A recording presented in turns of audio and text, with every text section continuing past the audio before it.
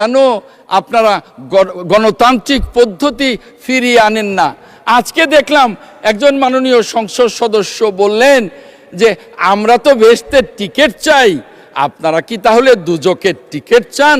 নাউজুবিল্লাহ মিন জালেক। কোন মুসলমান দুজকের টিকিটও চাইতে পারে না, কোন মুসলমান বেহেশতের টিকিটও চাইতে পারেন না।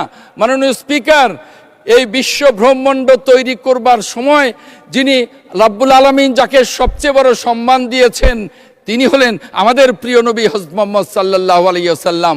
তাকেই বেহেশতের টিকিটের এখতিয়ার দেন নাই, দিয়েছেন শুধু শাফায়াতের টিকিটের এখতিয়ার। বেহেশতের টিকিটের এখতিয়ার একমাত্র রাব্বুল আলামিনের কাছে, আর ওনারা সেই বেহেশতের টিকিট বিক্রি করেছেন। এটা